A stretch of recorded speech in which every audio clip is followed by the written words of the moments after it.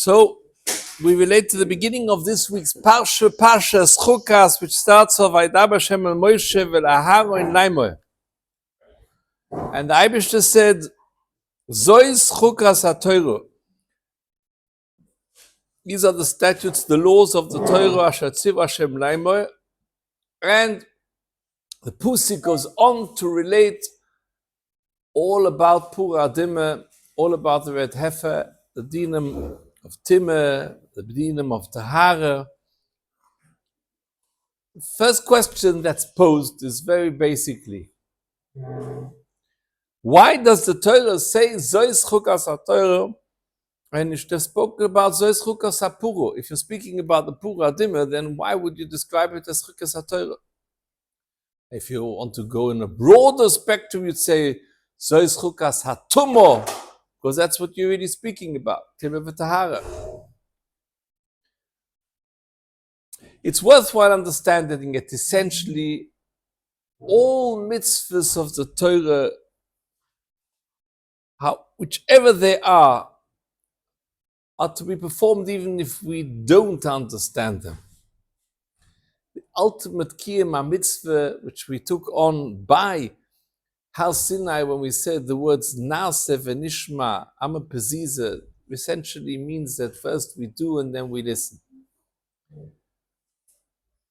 And therefore, Chukas haToire refers to all the mitzvahs of the Torah, because ultimately the greatest way of performing any mitzvah, even those which are sichliyos, even those which are logical and to be clearly understood, Rebbeinu Shloim's nachas riach is ultimately you're doing it because the Eibishter ot so geheißen. And because this is the Tzivui Hashem, that is essentially why it's being performed. But then there again, question comes back. If that's so, why would you say Chukas haToire specifically by Para Aduma? If we're speaking about the fact that it's a choik and it's not necessarily logical, then you could have said, why should you have milk and meat together? It's a choik, ostensibly so. Zois Chukas haToire, lo sevasha gedi b'chalev imoy. Beged kelaim shatnas lo yale olecho. Zois Chukas haToire. Same principle should be there. Why have we selected and specified and defined the quintessential choik as being Para Aduma, that we say that this is Zois Chukas haToire? So for this, let us go back, as we do frequently, to the beginning of the Torah. Always to source. What's source? Obviously the first parsha. There we have the parsha of Udam Harishon and Chava and the Nuchosh and an enticing proposition of eating from the Eitz Hadas. Now, what was the curiosity of Chava? He started off and he said, she said to him, Lo yisoichli, v'lo yisigi b'meni. Again, Chimres. Hanuchash says, Lo mois temisen, don't worry, yodei elikim ki yem b'cholchem. But then, finally, we weren't just speaking about the delicious fruit. She knew that this is something where you're going to be yoitzer elumas, boire elumas, and you're going to become wiser, you're going to become yoidei toivura. There's a prolific acquisition here, something where there's going to be, a profound understanding of the world. And there, it's delicious to eat. So enticing to the eyes. And by eating it, you become wiser, cleverer. And of course, and the rest of the story we know. Now, if we work sequentially, you'll see something quite fascinating here.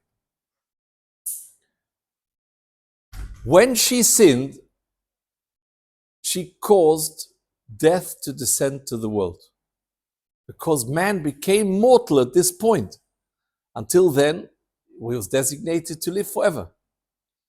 At the point that she ate from the Eitz Hadas, now all of a sudden, Rebbeinu Shalom has decreed, Ki me'ufa atvel ufa tushif.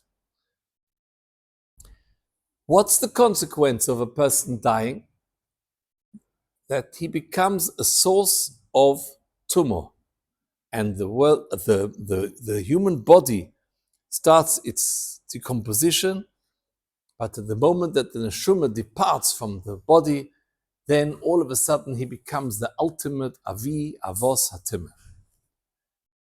Now, what is metaher that person? Only one thing that can remove the koyach hatimah from a person who has been impure from tumah mess, and that is this week's setter, Para Aduma. Now, if you think of it, the reason that tumah came to the world in the first place was because there was a desire to know, there was a desire to understand, there was a curiosity to comprehend. I'm not satisfied with the vast knowledge that the Rebbeinu Shalom has given Udam with opportunity to sit in Gan Eden and learn Torah. No. We have to be one up on that, and we have to succumb to the enticements of the snake. But that curiosity to know more brought about ultimately mortality, death. Death brought tumah. What is the way and the only way to remove the koyach of tumas mess is by performing a mitzvah that you don't begin to understand, and it is illogical from the word go. It is full of paradoxes. It is full of areas where they absolutely do not sit with logic altogether. haToire, and all the things that are around the din of a Para Aduma, the sheer cost of it, to go and find such a red heifer, and then afterwards to pay such a fortune of money for it, only to go and burn it to cinders and make from the ash something which is going to remove that timah which came about because of curiosity. So we asked, is ignorance bliss? Perhaps sometimes we have to understand that the Rebbeinu Shalom really wants of us to perform mitzvahs simply because zois Chukas haToire. In the same way that we understand that death was brought with the tumah that ensued as a result because of the depth of the curiosity of Chava and Udom to know just a little bit more, the only tikkun to remove that would be by performing a mitzvah that we don't begin to fathom or to understand altogether why we're doing it. So far on the subject of Para Aduma. 9 o'clock. Just to back it up, there's a famous story which the Gemara brings down from Duma ben Nesina. Duma ben Nesina was a Gentile, but he was approached because he was somebody who owned a particular stone which was useful for the Choshen, and they needed to replace it. They came to him. The story of the Gemara, everybody knows that the father was asleep. He had the keys to the safe under his pillow. The son was not prepared for any cost to wake up his father, and the Rebbeinu Shalom gave him the schar that in his farm and in his wealth and his expensive interests, there was born a Para Aduma, and he made a fortune of money back on this cow, which essentially substituted the money which he could have earned on the jewel which he had. They found something else. So the Chiddushim asked, it's a very interesting story, but if the Rebbeinu Shalom wanted to recompense him and he wanted to give him something instead of the money which he forewent on the jewel that he went, I think it was a Yoshpe, then he could have just have him stumbled in his fields upon a treasure chest, only to open it up and find a whole, well, today gold is a very, very valuable currency, but let's say he would have come there on gold bricks and he would have made an untold fortune just like that, because the Rabban Shalom wanted him to gain back what he had lost out. Why did the Eibishter want specifically that the way he's going to get it back is by having a Para Aduma born into his cattle? So for this, Rabbi Shalom says very beautifully, and it goes along the lines of what we've spoken about before. Because previously we said about the subject of Para Aduma, what it really means.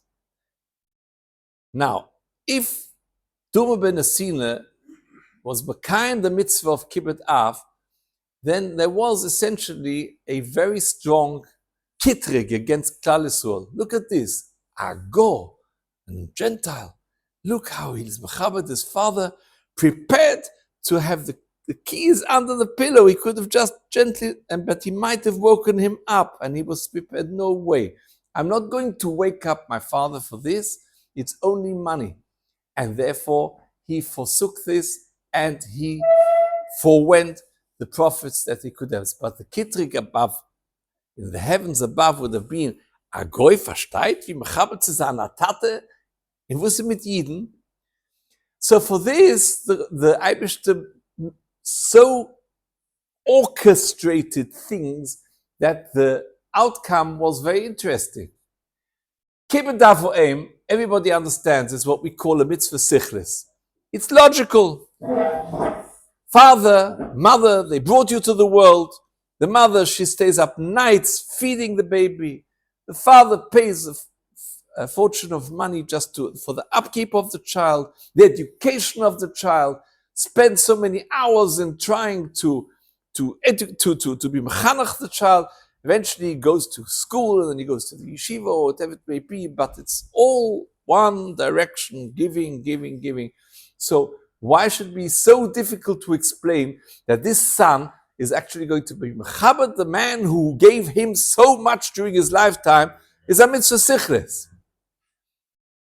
But for Jewish people to go and spend millions of pounds on a cow, which is red because it doesn't have two black hairs, and finally looking all four corners of the earth to try and acquire it, and when they finally got it, to take it up to Har HaManichas and to shecht it and burn it to cinders and take the ashes and start sprinkling them, whoa, you got to go fetch a long story to try and sell that as a product to anybody and explain. So therefore the Rebbeinu Shalom said, in order to quell that kitrig, in order so that in the heavens above, that particular kitrig against Klal Yisrael, which was engendered by Duma ben Asina, was now, so to speak, quietened, tranquilized to an extent, because the Yidden had the mitzvah of Para Aduma through the same goy, and that's why the Rebbeinu Shalom wanted that his way of retrieving the money back should be by a mitzvah which is completely ein sichles and a chok, the how do we say, the quintessential chok statute, which has no resemblance whatsoever to logic.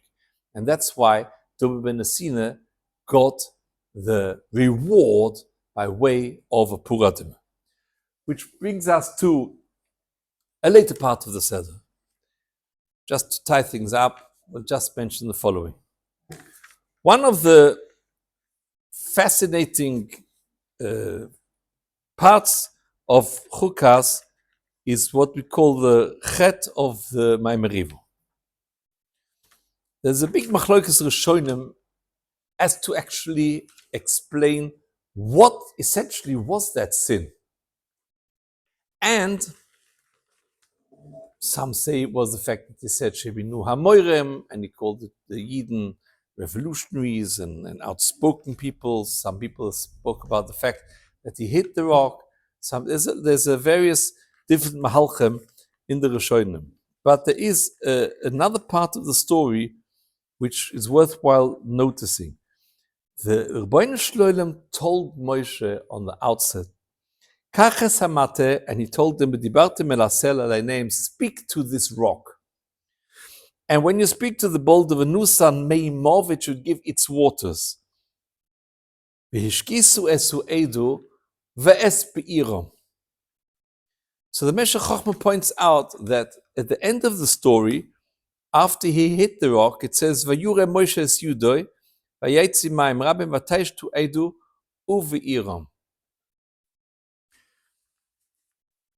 So there is a small change of presentation here, and that's what he mentions. When people ask for water, they do so legitimately. They're in a midbar, they are thirsty, they are in a situation where their life depends on water, and the Rebbeinu Shalom understood this. But there was an opportunity for the people to drink in a more elevated human capacity, namely, sie trinken wie ein Mensch. Because animals, per se, also need to drink, but there's a distinction between the two. When the Rebbeinu Shalom asked Moshe to speak to the rock, this Kiddush Hashem would have imbued the people with the recognition that we are something superior, more elevated than the beast. And therefore, the Rebbeinu Shalom said, please, be Mekadesh Shem Shemayim, so that the people, when they drink this water, the outcome should be Kaches hamate v'hakel esu'edu atu v'aroinu chichu v'dibartem el hasela. Speak to the rock, le'eineihem, v'nusan meimov. And then v'hishkisu esu'edu v'es be'irom. At the outset, the Rebbeinu Shalom's rutzen was, they both have to drink. They both to be hydrated, as we see in this oppressive heat today, that a glass of water is very meaningful on a day like this. An animal and man both have to drink, but there's a ve'es which separates the two. But when Moshe Rabbeinu afterwards hit the rock and the opportunity for Kiddush Hashem was lost, it's at this point that the Pusik highlights, Vayure Moshe es yudoi, vayaches hasela b'matai pamoim, vayaytzi mayim rabim, vataish tu edu uve'irom.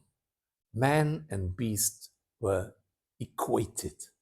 They became the same because there was no difference. They were both thirsty, they both drank, but there was no difference in the way the human being drank and the way the animal drank.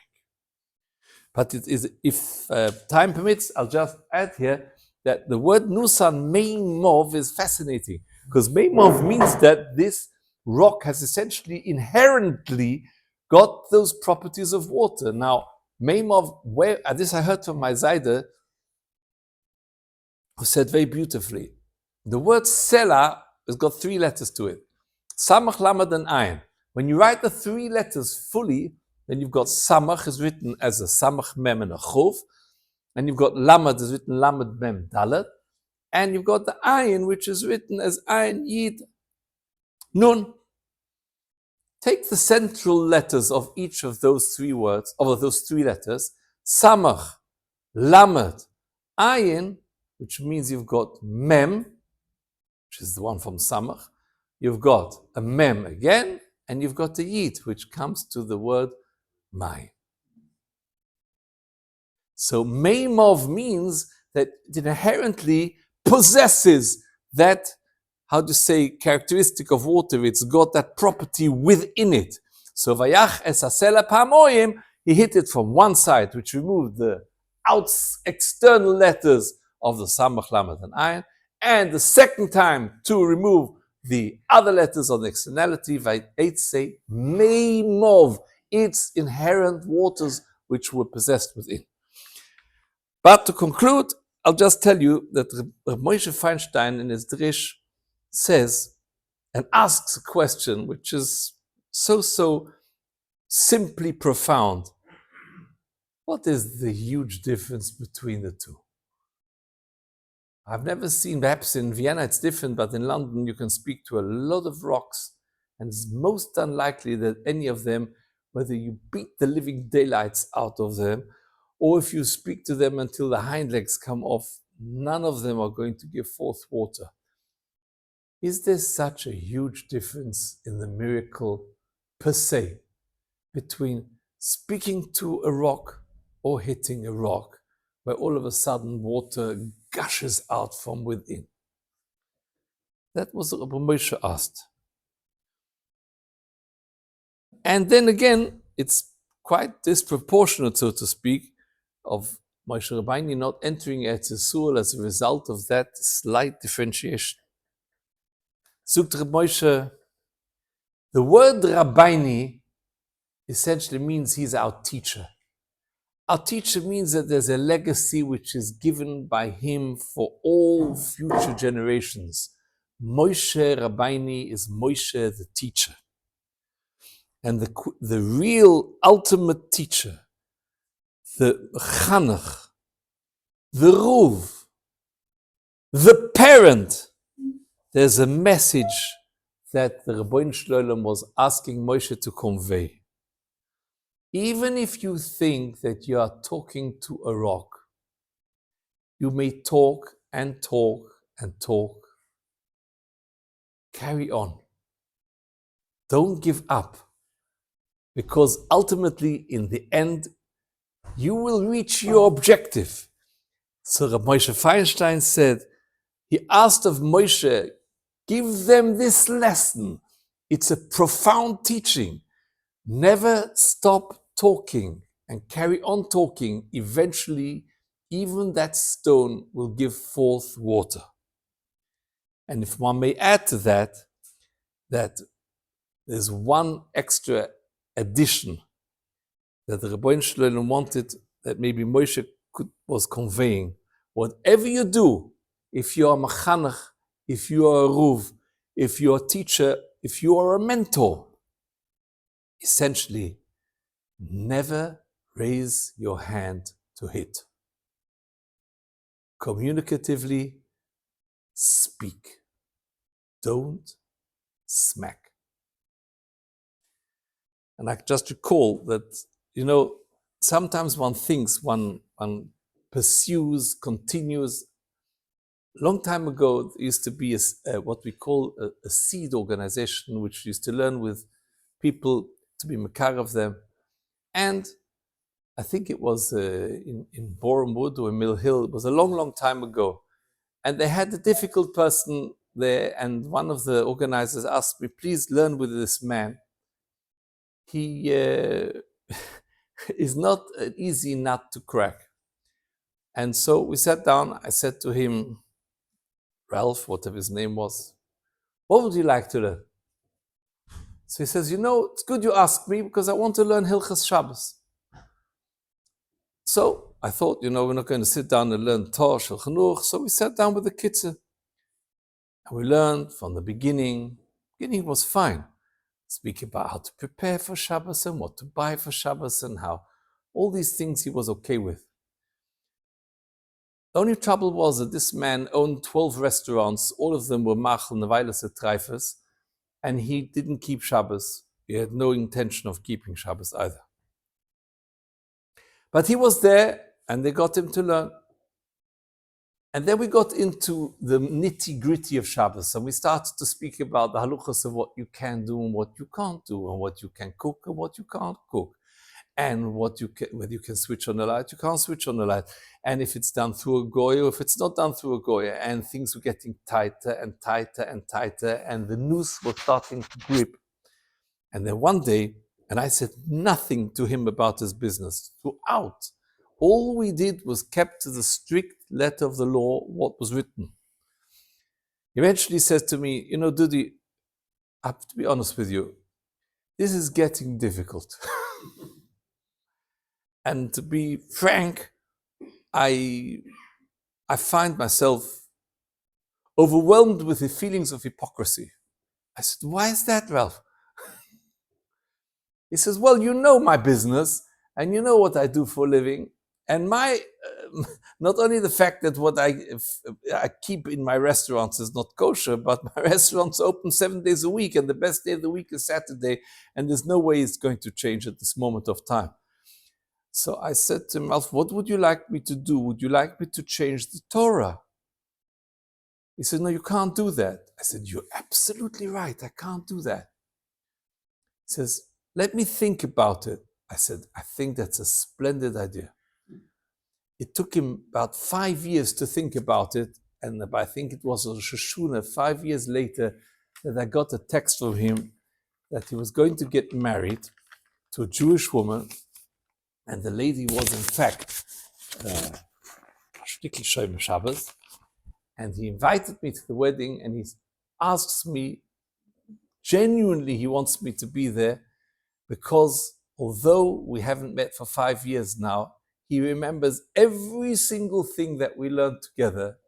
And although he might not have performed it, it still remains profoundly deep in his heart. He wants to thank me for those years. Please would I show up at his wedding? I did. I went home very hungry because I didn't eat anything there because it wasn't. But at the end of the day, the message was, "V'dibartem el hasela." Your job is to talk. How much of it gets absorbed? How much of it gets practiced? You don't know. But the message is, it might look like a rock. It might feel like a rock. But carry on talking. That was the message of Moshe. Chukas.